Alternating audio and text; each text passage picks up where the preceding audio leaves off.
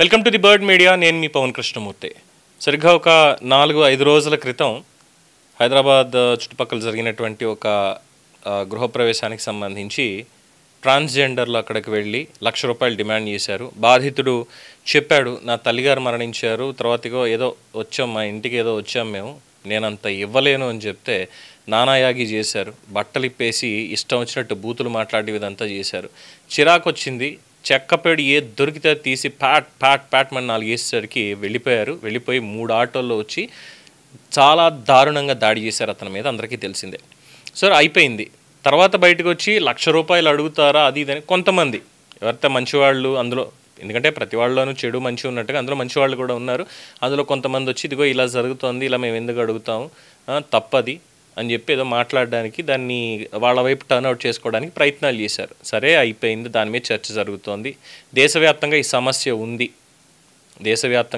ఉంది. మొన్న కూడా ఏపీలో నేను అప్పుడే చెప్పాను కదా, అదే వీడియోలో కూడా చెప్పడం జరిగింది. ఇందులో చాలామంది ఇన్స్పైరింగ్ పర్సన్స్ కూడా ఉన్నారు.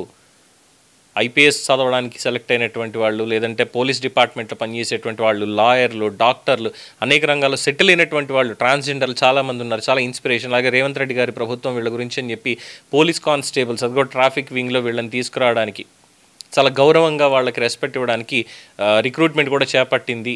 మిగతా వాళ్ళందరికీ కూడా ఇలాగే ట్రైనింగ్ ఇచ్చి చేస్తే బాగుంటుందని అందులోనే అనుకున్నామో లేదో అసలు వీళ్ళ బండారం అనేది బయటపడింది. మన ఏపీలో కూడా ఒక చక్కటి ఘటన జరిగింది. ఏంటంటే రాష్ట్ర ప్రభుత్వాన్ని కోర్టు వారు చెప్పడం జరిగింది, గౌరవ కోర్టు వారు చెప్పడం జరిగింది, గ్రూప్స్కి సంబంధించి ఒక పోస్ట్ ఏదో ర్యాంక్ వచ్చింది, ట్రాన్స్జెండర్కి ర్యాంక్ వచ్చింది. బట్ ఈ కోటాలో ఇందులో ప్రత్యేకంగా రాష్ట్ర ప్రభుత్వం ఏమీ పెట్టలేదు. అంటే గౌరవ కోర్టు వారు చెప్పారు ఏమని, వాళ్ళని కాపాడాల్సినటువంటి ఆ బాధ్యత ప్రభుత్వాల మీదే ఉంది, వాళ్ళకి అవకాశాలు కల్పించాల్సినటువంటి బాధ్యత ప్రభుత్వాల మీద ఉంది అని చెప్పి చాలా స్పష్టంగా చెప్పారు. Which is very happy.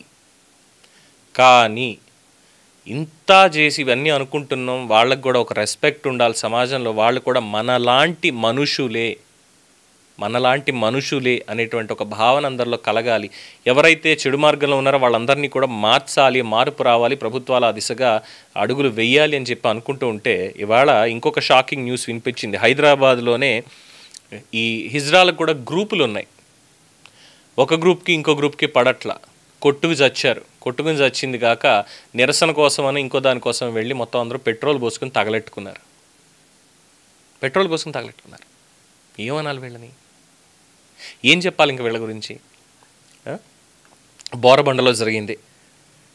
ఈ హిజ్రాలు నిర్వహించినటువంటి నిరసన తీవ్ర ఉద్రిక్తతకి దారితీసింది. ఈ ఆందోళనలో అపశృతి చోటు చేసుకుని 7 హిజ్రాలు తీవ్రంగా గాయపడ్డారు. గ్యాంగ్ లీడర్ మోనాలిసా తమపై దాడి చేస్తుందంటూ అనేక మంది హిజ్రాలు నిరసన చేపట్టారు. బోరబండ ప్రాంతంలో గ్యాంగ్ లీడర్గా ఉన్న మోనాలిసా వర్గానికి, పద్మా వర్గానికి కొంతకాలంగా ఆధిపత్య పోరు నడుస్తుంది. మోనాలిసా తమపై దాడులు చేస్తూ వేధింపులకు గురి చేస్తుందని ఆరోపిస్తూ పద్మా వర్గానికి చెందిన హిజ్రాలు సోమవారం బోరబండ బస్టాప్ వద్ద ప్లకార్డులతో నిరసనకు దిగారు. సుమారు గంట పాటు నిరసన తెలిపిన తర్వాత వారు వెంట తెచ్చుకున్న పెట్రోల్ని ఒంటిపై పోసుకుని లైటర్లతో నిప్పంటించుకుని ఆర్పుతూ ఆత్మహత్యాయనం చేసే క్రమంలో ప్రమాదవశాత్తు ఒక్కసారిగా మంటలు వ్యాపించాయి. ఈ ఘటనలో అప్పారావు 57%, హీనా ఖాతూన్ 54%, నవనీత 54%, సాయిశ్రీ 42%, మోక్షిత 42%, దీపాసుధ 36%, ప్రవళిక 18%, దివ్యశ్రీ 8% ఈ గాయపడ్డారు ఈ తగలబెట్టుకోవడంలో.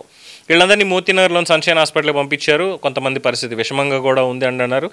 చికిత్స కోసం వేరే ఆసుపత్రికి తరలించారు. వెంటనే డీసీపీ గోవర్ధన్ గారు, పంజకొట్ట ఏసీపీ మురళీధర్ గారు ఇలాంటి వాళ్ళందరూ అక్కడ వెళ్ళి పరిస్థితిని సమీక్షించి ఘటన మీద కేసు నమోదు చేశారు. ఇక్కడ 2 గ్యాంగులు, ఒకటి మోనాలిసా గ్యాంగ్ట, ఇంకోటి పద్మ గ్యాంగ్ట. ఈ గ్యాంగ్లో ఎంతమంది సభ్యులు? అసలు గ్యాంగులు ఏంటో నాకు అర్థం కాదు. ఈ గ్యాంగులు పెట్టుకుని వీళ్ళు ఏం చేస్తారు? ఆటోలో వెళ్ళి ఎక్కడెక్కడ ఫంక్షన్లు జరుగుతున్నాయి ఏంటి అనేది రెక్కీ చేసుకుని డబ్బులు ఇస్తారా, సస్తారా? ఇంతేనా? ఇందులో వీళ్ళకి ఏరియాలు రాసి పెట్టుకోవడం, ఇది కూడా మాఫియానే. ఇది కూడా ఒక రకమైనటువంటి మాఫియానే.